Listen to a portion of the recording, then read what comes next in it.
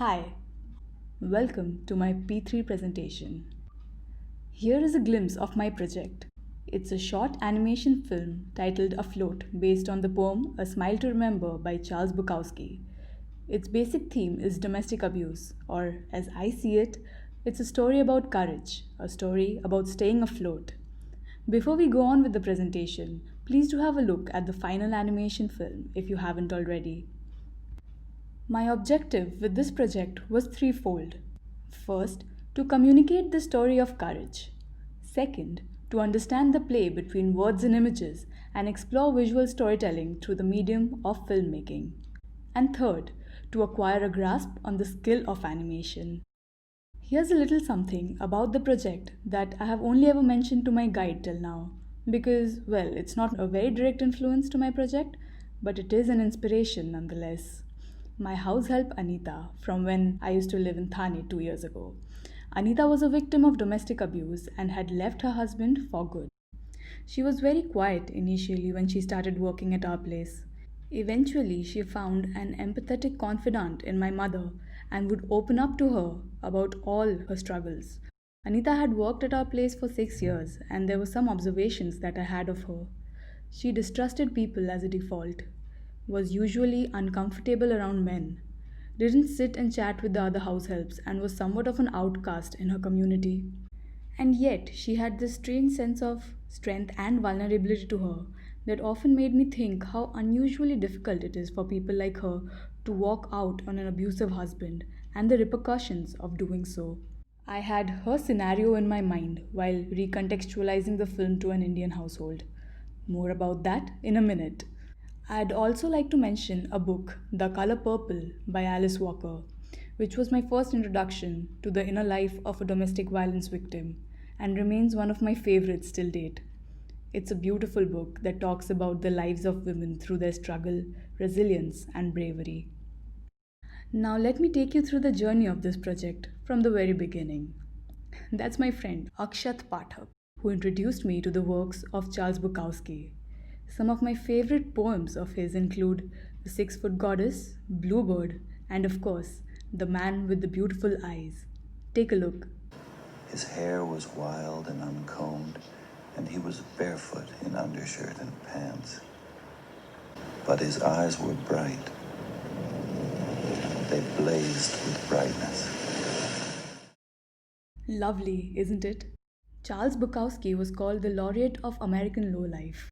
His writing is honest, concise, and straightforward. In the poem, A Smile to Remember, there are a lot of things that are said and unsaid. The poet does not talk about what the characters are feeling, he only describes things objectively, the way they are. And yet, you find a deep embedded subjectivity in it, emotions peering through as you read between the lines. It seemed like a good opportunity to depict with visuals all that had been left unsaid in words. And the poem also uses contrasts, imageries, and paradoxes to give it a much deeper meaning, like when the mother says, Henry, smile, why don't you ever smile? And the whole idea of smiling is contradicting the abuse they suffer, and it helps portray a deeper sense of sadness and hopelessness. These were some of the qualities of it that drew me to the poem. So by end of January, I had decided on the poem and I wanted to explore 2D animation since quite a while, but I was extremely apprehensive of whether I'll be able to pull off an entire film. So I started making small animation clips with easy transitions to start with, and well, getting damn excited when things actually seem to be moving. Here's the first proper animation clip that I made. It's a basic match cut from the eye of a dead fish to the mother's. It was done only by changing the size of the image, pretty basic. Along with such small clips, I'd also try and practice quick sequences with multiple transitions just to see if I could get them right.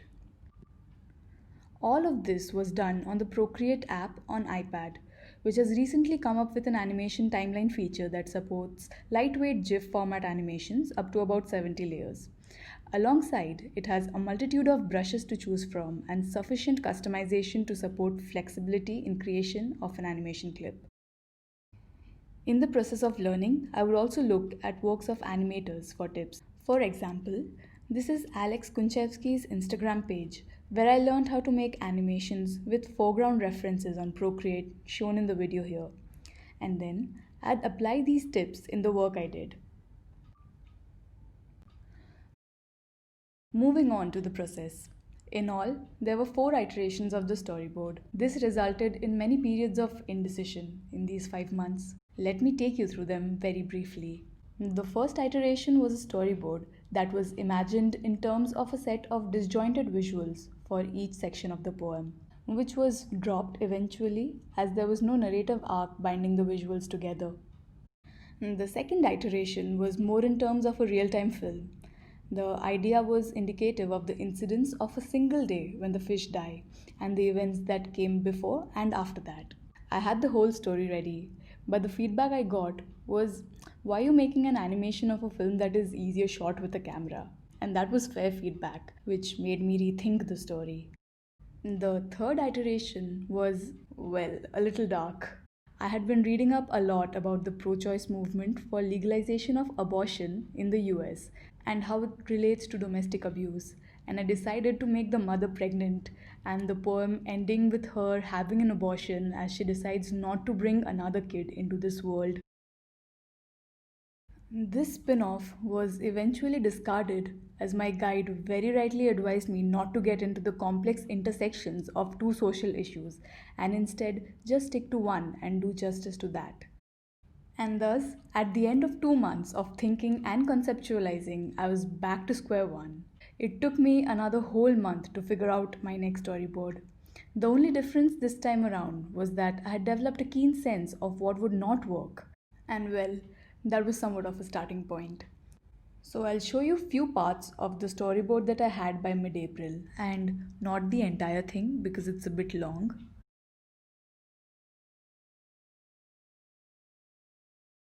We had goldfish, and they circled around and around in the bowl on the table near the heavy drapes covering the picture window.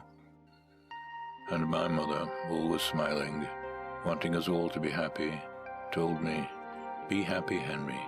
And she was right. It's better to be happy if you can. While raging inside his 6'2" frame, because he couldn't understand what was attacking him from within. My mother, poor fish, wanting to be happy, beaten 2 or 3 times a week, telling me to be happy. "Henry, smile. Why don't you ever smile?" And then she would smile to show me how, and it was the saddest smile I ever saw.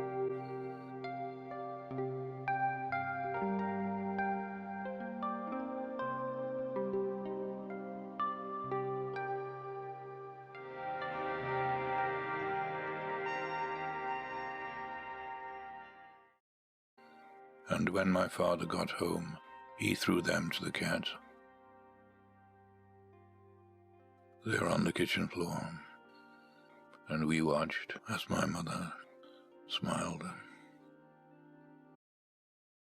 I decided to go ahead with this story, and even though there were a lot of things that needed to be changed, I got on with the execution of the parts I was confident about, since by then it was high time I started animating for the final film.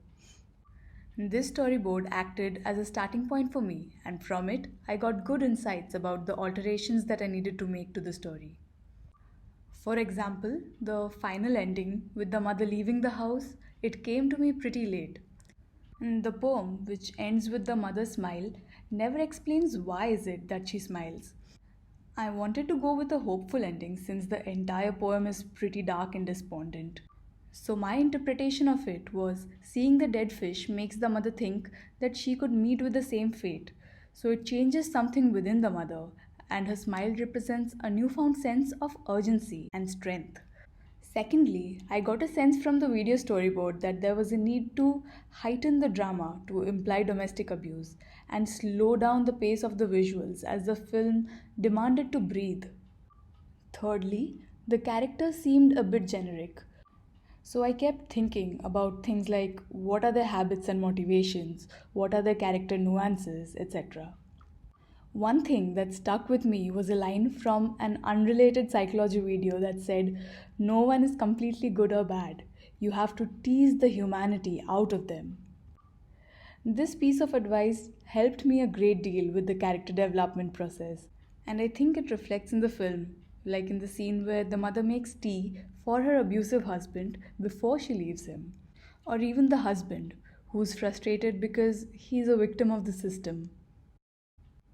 Before I get to explaining the design decisions of the final film, I'd like to put out a disclaimer about my struggle in articulating them.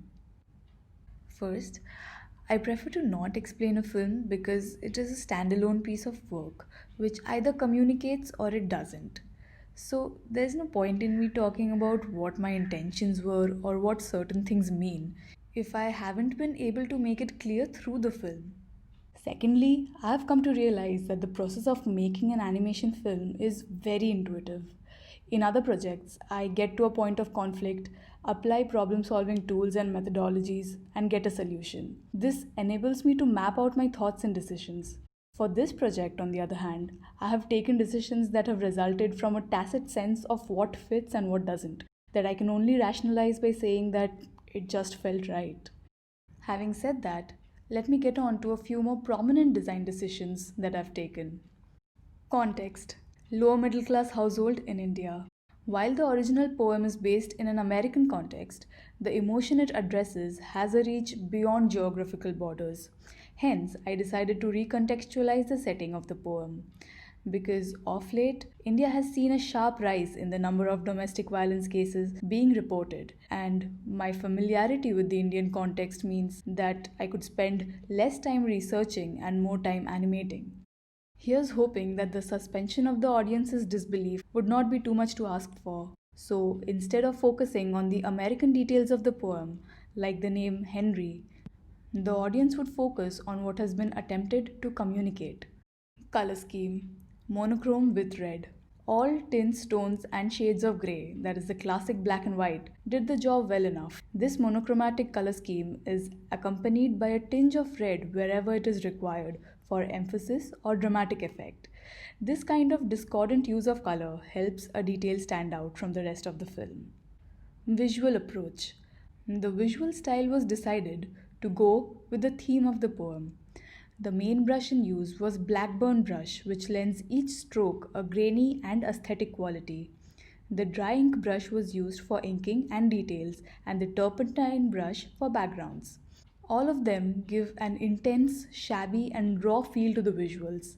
The characters have wide eyes, something that I use very often in my illustrations, because I'm strangely drawn to big eyes, which seem very pacific by default but can also be very expressive. Structure: the editing of the film is such that the first two paragraphs have longer scenes and fluid transitions. As the events in the poem proceed, the scenes become shorter and the cuts become sharper so as to reflect the suffocation of the mother. The end comes back to a very long shot of just the mother floating in the water with her eyes open. This is for the audience to focus on the last paragraph of the spoken poem. Font: the font used in the title and at the end is Avenir, a geometric sans serif font used in the weights light and medium, which I think nicely balances the traditional look of the film. The font is also easily legible because it's short ascenders and thick verticals, and the overall look is minimal and harmonious. The subtitles use IBM Plex Mono, which is pretty elegant for a monospace font, and it could be read easier than a serif or sans serif. Plus, it also lends to the film an unorthodox new age stylistic statement. So that was about the design decisions. Now, coming to the animation technique. Initially, as I was getting into the groove of animating, it would take me about 4 to 5 days to complete one scene of approximately 10 seconds. Later, as I started to understand movement and pacing better, and with practice, it reduced to 2 or 3 days to do the same. Here is a breakdown of the process through an example that I've also mentioned in the report. It would start with drawing a rough composition. The next step is adding flesh to the basic skeleton. Then comes the color correction and adjusting the details of light and shadow. Next was adding the background. Paying attention to the details of each frame is very important. Here is an example of a newspaper folding. Notice the position of the contents of the newspaper change over each of the 7 frames as shown here. And the last step is adding foreground if deemed necessary. At an FPS rate altering between 8 to 10, the film has a total of about 1800 illustrations, and some animations took longer than the others. I tried to break down each scene into different animated parts. Like this scene took me the least time because it basically is a compilation of a lot of loops. The wolf and the kid running, the trees passing, and the vignette all are loops of different durations. Whereas the hand scene, even though it lasts for a shorter period of time, took me much longer to get the transition executed satisfactorily. Challenges. Taking up this project was a personal challenge as I have always been afraid of treading into a territory where there is a possibility of failure, which has kept me from even considering animation. Another challenge was developing the required skill set to execute the animation. For this, I referenced online videos to understand how certain materials act or move or how characters interact. It was also hard to get the pacing right initially, so I would draw the keyframes first and then add or subtract frames wherever necessary, trusting my amateur judgment on it. Next, zooming in and zooming out. Zooming in refers to the detail oriented animation process, and zooming out is basically looking at the bigger picture, the story. Dissociating with one while focusing on the other was a challenge. I tried not to let thoughts about what is possible and what isn't come in the way of my ambition and imagination while thinking about the story. And some technical issues cropped up as well due to the pandemic. My Wacom is in the hostel, so I couldn't create heavy animation with more than 70 layers in one go, which created continuity issues and took time to compile, especially because I was using iMovies, which is a software that has no advanced movie making features, so I just had to work around these constraints. So, yeah, that's the film. The narration is by Tom O'Bedlam, and the music is a sitar track from the YouTube audio library by Jesse Gallagher. And I have mentioned the sources of the Foley sounds in the report. Also mentioned in the report are a few reflections of mine. They are the musings that I had while doing the project. Questions like, what is the essence of a poem and is it even open to interpretation? How does one capture the obscure sorrows of the human condition into concrete visuals and strike a fine balance between specificity and vagueness while at it? Or was there even a need to touch the sanctity of the poem in the first place? I've had my fair share of internal debates about these things, but well, all in all, it was a great experience. And although my spine had to bear the brunt, the gratification and learning is so immense that I'd do it all over again. As Raja Sir put it, I have to prepare for the long haul and continue my riyaz in this field, and I intend to do exactly that.